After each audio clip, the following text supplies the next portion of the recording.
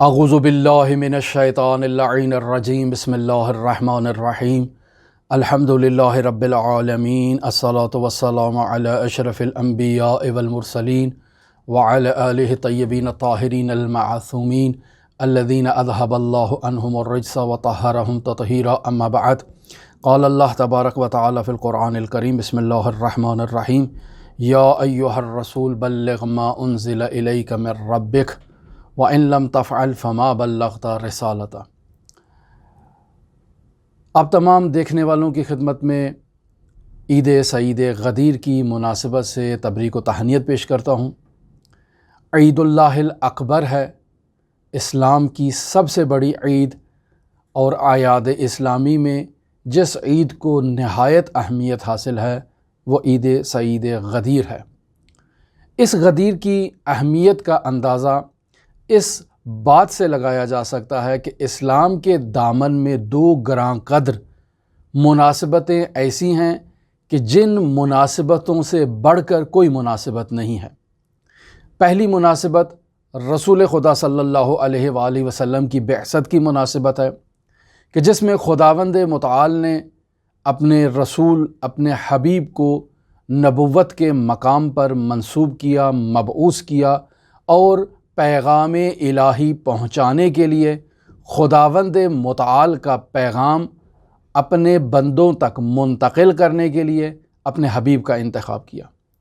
اور پھر اس کے بعد دوسری بڑی مناسبت غدیر کی مناسبت ہے کہ جس میں خداوند متعال نے اپنے حبیب کے جانشین کا انتخاب کیا تاکہ وہ پیغام جو اللہ کے حبیب نے اللہ کے بندوں تک پہنچایا ہے، بندے اس پیغام پر عمل کریں اور ولی الہی کے توسط سے وہ تربیت یافتہ ہو کر مدارج عالیہ طے کریں اور خداوند متعال کی لقاء اللہ کے مقام پر فائز ہوں۔ جی ہاں، ہماری گفتگو کا عنوان ہے عرفان غدیر،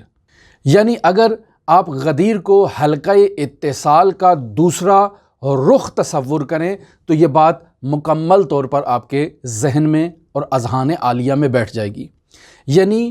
خداوند متعال کے پیغام کو ہم تک منتقل کرنے کا ایک ذریعہ رسول خدا صلی اللہ علیہ وآلہ وسلم ہے کہ وہاں سے پیغام ہم تک پہنچ رہا ہے، اور پھر دوسرا حلقہ یعنی مخلوق کو خداوند متعال سے متصل کرنے کا جو ذریعہ ہے وہ ذریعہ رسول خدا صلی اللہ علیہ وآلہ وسلم کی جانشینی اور امامت کا وسیلہ ہے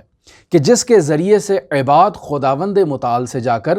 متصل ہوں گے۔ لہٰذا بعثت اور غدیر اسلام کے دو ایسے نمایاں واقعات ہیں کہ جنہیں کبھی نظر انداز نہیں کیا جا سکتا، اور تمام اعیاد سے ان کی اہمیت زیادہ ضروری اور زیادہ اہمیت کی حامل ہے۔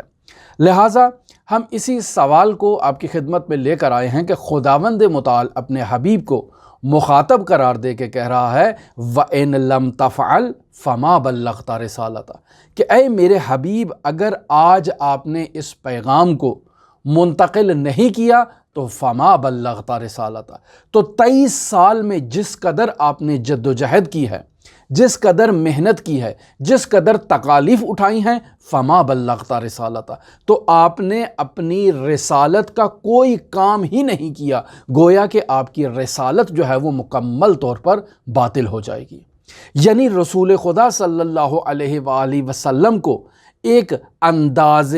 تحدید میں پیغام منتقل کیا جا رہا ہے، یعنی رسول خدا صلی اللہ علیہ وآلہ وسلم کو ایک انداز میں آپ یہ کہہ سکتے ہیں کہ خداوند متعال کی جانب سے ایسے انداز میں مخاطب قرار دیا جا رہا ہے اور ایسے انداز میں گفتگو کی جا رہی ہے کہ اگر آپ نے آج یہ پیغام غدیر منتقل نہیں کیا تو رسالت نابود ہو گئی۔ کیوں؟ چونکہ یہ حلقہ اتصال جو خداوند متعال سے شروع ہو رہا ہے اور خداوند متعال پر جا کر اس نے منتہی ہونا ہے، اگر غدیر بیچ میں سے نکال دی جائے تو یہ حلقہ اتصال نامکمل ہوگا اور مخلوق کبھی بھی خداوند متعال تک نہیں پہنچ سکے گی بعثت کے بعد۔ لہٰذا رسول خدا صلی اللہ علیہ وآلہ وسلم کی 23 سالہ جد و جہد نابود ہو جائیں گی اگر غدیر کو دائرہ اسلام سے نکال دیا جائے۔ لہٰذا آپ اس زاویے کو اس انداز میں دیکھیں جو عرفان غدیر بیان کیا جا رہا ہے، اور اسے ایک حلقہ اتصال کے طور پر آپ کی خدمت میں عرفان غدیر کے عنوان سے بیان کیا جا رہا ہے کہ اگر یہ حلقہ اور یہ دائرہ مکمل نہ ہو تو رسول خدا صلی اللہ علیہ وآلہ وسلم نے 23 سال جو نماز کا پیغام پہنچایا، جو روزے کا پیغام پہنچایا، جو حج، زکوٰۃ، خمس، جہاد، امر بالمعروف، نہی عن المنکر، جتنے اسلامی احکام رسول خدا صلی اللہ علیہ وآلہ وسلم نے پہنچائے ہیں، اگر اس حلقہ اتصال غدیر کو بیچ میں سے مائنس کر دیا جائے تو تمام وہ اقدامات جو ہیں وہ بے ارزش، بے قدر اور بے وقعت ہو جاتے ہیں، یعنی خود رسول خدا صلی اللہ علیہ وآلہ وسلم کی رسالت گویا کہ باطل ہو جاتی ہے اگر غدیر کو بیچ میں سے نکال دیا جائے۔ لہٰذا خداوند متعال فرما رہا ہے وَإِن لَمْ تَفْعَلْ فَمَا بَلَّغْتَ رِسَالَتَهُ، اگر یہ پیغام غدیر منتقل نہیں کیا تو گویا کہ رسالت کا کوئی کام ہی انجام نہیں دیا گیا۔ لہٰذا اگر ولایت امیر المؤمنین علی ابن ابی طالب علیہ آلاف التحیت وثنا کو اسلام سے نکال دیا جائے تو گویا کہ نبوت بھی ایکسیپٹ نہیں کی گئی، گویا کہ توحید کا بھی انکار کر دیا گیا۔ یعنی حقیقت میں اگر کوئی شخص ولایت کو قبول نہیں کرتا تو در حقیقت اس نے نبوت کا انکار کیا ہے، در حقیقت اس نے توحید کا انکار کیا ہے۔ کیوں؟ چونکہ یہ جو دائرہ مکمل ہونا ہے خالق سے خالق تک کے لیے، کہ خالق سے آئیں گے نبوت تک پیغام، اور پھر نبوت کے بعد امامت کے ذریعے سے وہ اجرا ہوں گے قیامت تک بشریت کے لیے، تو یہ بشریت کے اعمال اس دائرے سے ہوتے ہوئے خداوند متعال تک پہنچیں گے، یہ حلقہ اور یہ دائرہ مکمل نہیں ہوگا اور عباد کبھی بھی مدارج عالیہ تک نہیں پہنچ سکیں گے۔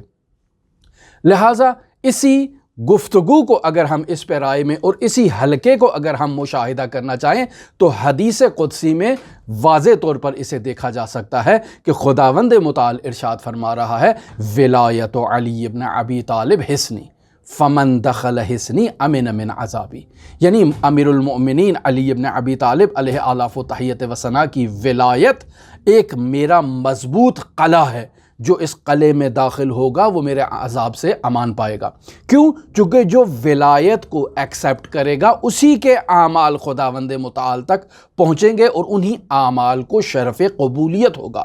وہی اعمال خداوند متعال کے نزدیک قابل قبول ہوں گے، اور وہی شخص جو ہے وہ مدارج عالیہ طے کرتے ہوئے خداوند متعال کی بارگاہ میں سرخ رو ہوگا۔ لہٰذا غدیر کا ہونا نہایت ضروری ہے اسلام میں، اور غدیر کے بغیر انسان کا کوئی بھی عمل خداوند متعال کی بارگاہ میں شرف قبولیت حاصل کرنے کا درجہ نہیں رکھتا۔ لہٰذا رسول خدا صلی اللہ علیہ وآلہ وسلم کا وہ فرمان ذیشان جس پہ پہلے میں گفتگو کر چکا ہوں کہ ارشاد ہوتا ہے من مات ولم یعرف امام زمانہ مات میتۃ جاہلیہ، جو شخص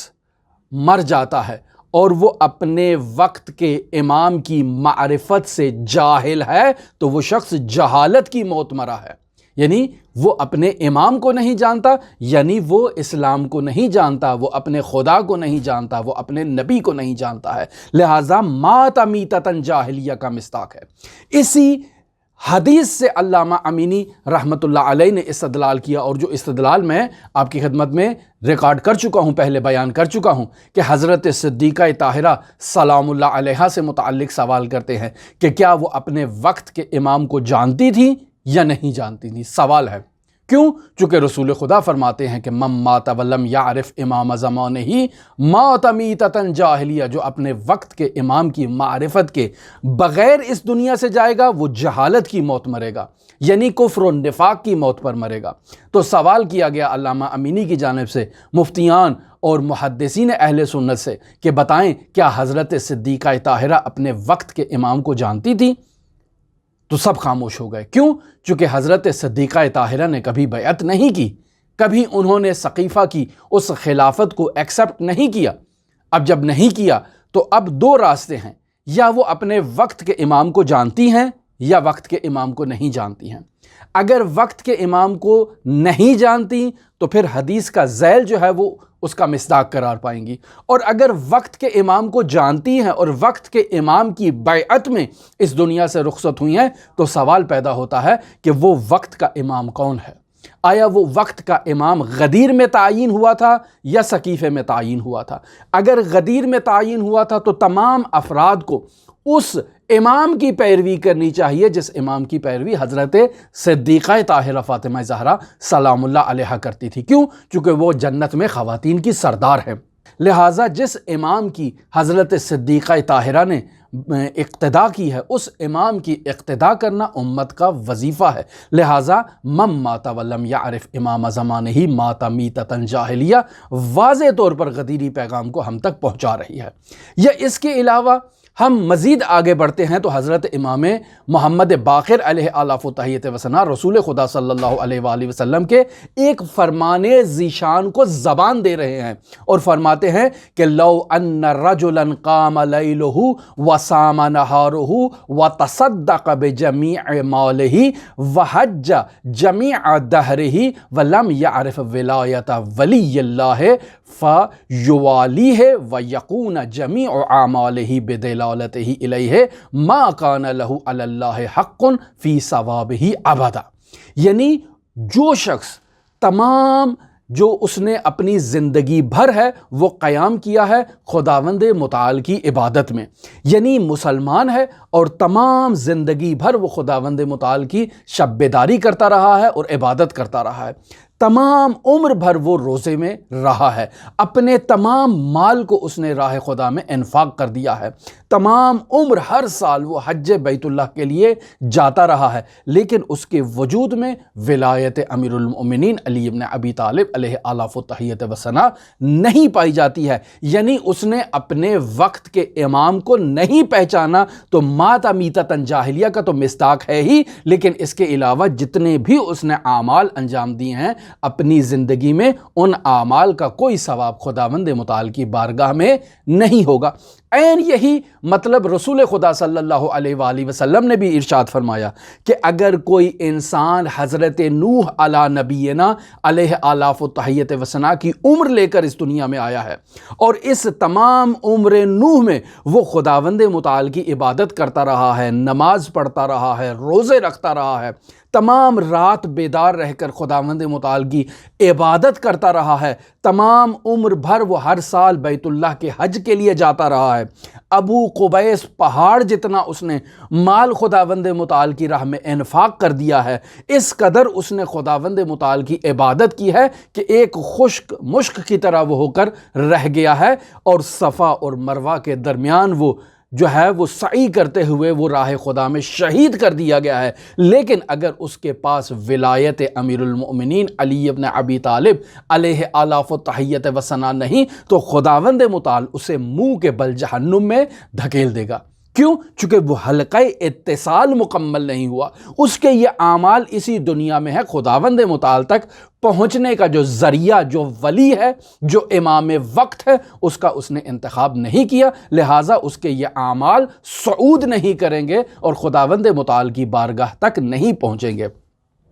پھر آگے ہم چلتے ہیں، حضرت امام علی ابن موسیٰ رضا علیہ آلاف و تحیت و ثنا اپنی نورانی حدیث سلسلۃ الذہب میں اسی مطلب کی طرف اشارہ فرما رہے ہیں کہ کلمۃ لا الہ الا اللہ حصنی فمن دخل حصنی امن من عذابی، کہ یہ کلمہ لا الہ الا اللہ میرا ایک مضبوط قلعہ ہے، جو اس قلعے کے اندر داخل ہوگا وہی میرے عذاب سے امان یافتہ ہوگا۔ اب جب حضرت نے یہ جملہ کہہ دیا اور حضرت کی وہ سواری نے حرکت کی، نادانا، حضرت نے ہمیں آواز دی، پکارا، بشرطہا وعنا من شروطہا، کہ یہ جو کلمہ لا الہ الا اللہ ایک مضبوط قلعہ ہے، جس قلعے میں داخل ہو کر آپ کو عذاب الہی سے امان ملے گی، اس قلعے میں داخل ہونے کی ایک شرط ہے اور میری ولایت جو ہے وہ اس شرط کا حصہ ہے۔ کیوں؟ چونکہ یہ حلقہ اتصال تبھی مکمل ہوگا جب امام وقت کی معرفت ہوگی، لہٰذا رسول خدا صلی اللہ علیہ وآلہ وسلم کا فرمان ذیشان کہ من مات ولم یعرف امام زمانہ مات میتۃ جاہلیہ، لہٰذا اس حلقہ اتصال کو مکمل کرنا ہی عرفان غدیر ہے، جو امیر المؤمنین علی ابن ابی طالب علیہ آلاف التحیت و ثنا کے در پر آئے گا، امیر المؤمنین کی ولایت ربوبیت کو ایکسیپٹ کرے گا وہی شخص خداوند متعال کا عرفان حاصل کر سکتا ہے، وہی شخص خداوند متعال کا قرب حاصل کر سکتا ہے، اور خداوند متعال کی بارگاہ میں اسی کے اعمال کو شرف قبولیت ملے گا، اور ایسا شخص ہی عرفان الہی کا مصداق بن سکتا ہے۔ ہماری گفتگو آپ کے ساتھ جن موضوعات پر جاری تھی، اس غدیر کی مناسبت سے آج ہم نے آپ کے ساتھ یہ گفتگو کی، بقیہ موضوعات پر ہماری گفتگو آپ کے ساتھ جاری رہے گی۔ اگر آپ دلچسپی رکھتے ہوں تو ہمارے ساتھ رہ سکتے ہیں۔ اللہم صلی علی محمد و آل محمد وعجل فرج قائم آل محمد۔